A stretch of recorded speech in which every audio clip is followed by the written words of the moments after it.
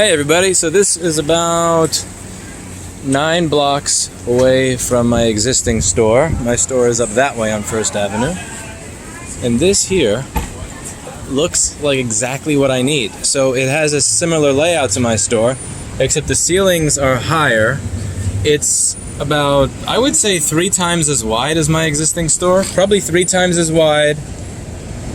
Maybe about 20 feet longer.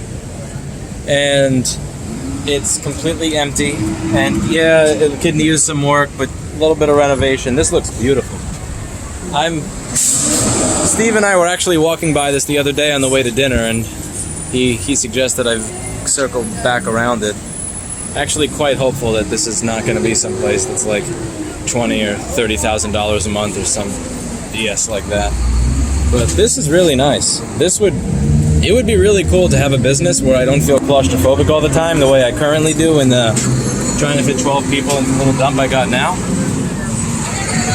Man, this would be nice. Alright, see you in the next one.